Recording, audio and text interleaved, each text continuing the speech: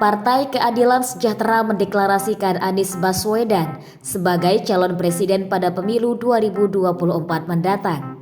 Deklarasi ini melalui keputusan Majelis Syuro yang merupakan keputusan tertinggi di PKS. Dalam proses penentuan nama calon presiden, Majelis Syuro PKS telah menentukan kriteria-kriteria calon yang akan diusung, yaitu sosok yang dikenal nasionalis, religius, sosok yang memiliki misi perubahan, serta sosok yang memiliki peluang kemenangan yang besar. Keputusan deklarasi yang dilakukan oleh DPP tersebut bagi Ketua DPW PKS NTB Y. Agil adalah jawaban atas keinginan masyarakat NTB selama ini. Lalu, bagaimanakah strategi pihaknya memenangkan Anies Baswedan jika dicalonkan pada Pilpres 2024 mendatang? Pertama, kami seluruh kader dan pengurus Partai Keadilan Sejahtera itu dilakukan beda pendapat. Pendapat siapakah calon presiden yang akan diusung oleh PKS 2024. Nah, dari Usutu di Nusa Tenggara Barat, 80% pengurus dan kader Partai Keadilan itu menghendaki Anies Baswedan. Nah, kemudian yang kedua, setelah kami melakukan pendapat kader dan juga pengurus Partai Keadilan Sejahtera, kami juga melakukan roadshow ke para tokoh, simpul-simpul massa yang ada di Nusa Tenggara Barat, dan sama, ya, lebih 80% masyarakat yang tadi merupakan simpul-simpul massa itu menghendaki juga Anies Baswedan, dan mereka berharap agar DPP PKS Nusa Tenggara Barat menyuarakan ke pusat agar PKS dalam hal ini DPP PKS mengusulkan mencalonkan Bapak Anies Baswedan sebagai calon presiden dari PKS 2024. Nah, apa yang menjadi keinginan-keinginan antara kader, pengurus dan juga ya, masyarakat Nusa Tenggara Barat yang kami coba dengar itu ternyata alhamdulillah terjawab hari ini dengan diumumkannya tentang calon presiden dari Partai Keadilan Sejahtera. Itu kami sangat berbahagia. Nah, kemudian yang kedua, mengapa Bapak Anies Baswedan menjadi pilihan PKS ya?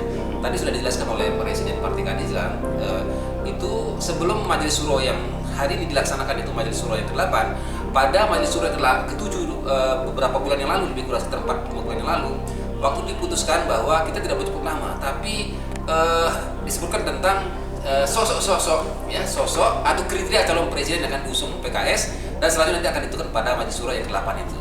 Nah, dalam paragraf itu ada 3 kriteria yang diusulkan.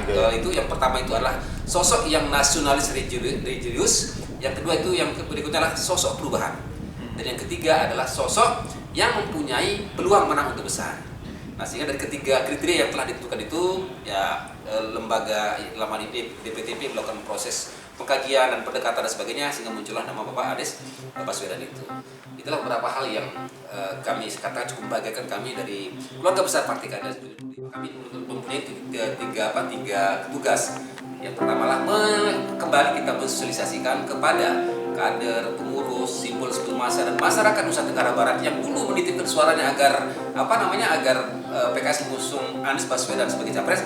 Itu kami akan sampaikan bahwa kami sudah mengumumkan resmi itu, dan kita meminta mereka bisa segera melakukan konsolidasi dan juga bagaimana menyebarkan kepada publik bahwa capres dari PKS sudah ada ya, Anies Baswedan.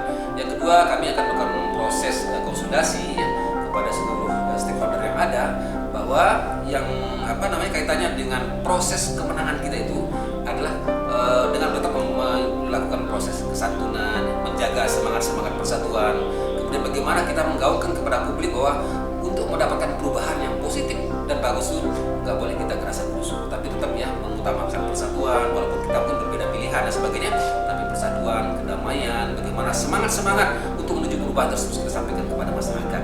Dan harus kader PKS, pengurus partai PKS dan keluarga besar PKS harus menjadi motor agar pileg dan pilpres ini menjadi suatu hal pesta demokrasi yang nyaman, santun, dan bukan sesuatu yang membuat persatuan kita menjadi rapuh. Kemudian yang ketiga tentu adalah bagaimana, karena kita berharap agar tidak hanya bermenang, tapi bagaimana kemenangan nanti baik itu pileg maupun pilpres adalah menjadi kemenangan yang berkah untuk seluruh masyarakat Nusa Tenggara Barat dalam versi PKS NTB, juga berkah bagi seluruh rakyat Indonesia dalam versi DPP PKS, supaya kemenangan kita itu betul-betul kemenangan yang selanjutnya membuat perubahan bagi masyarakat. Bagaimana cara PKS sendiri dalam menarik efektivitas Anies untuk pileg bagi PKS? Karena kita tahu kan tidak ada klaster demokrat itu. Ya. Yang pertama tentu berbicara tentang pilpres, ya kita nggak bisa sendiri ya, kita berkolaborasi dengan partai-partai pengusung ke depannya ya, baik itu mungkin Nasdem, kemudian Demokrat seperti itu. Itu yang utama dalam konteks pilpres. Kita tidak ingin mengatakan ego sentral. Kami harus depan, kami harus depan. Enggak. Kami ingin bersatu. Ya tadi sebagaimana kita katakan itu penuh dengan kedamaian, persatuan, kerukunan dan sebagainya. Agar kemenangan itu berkah. Maka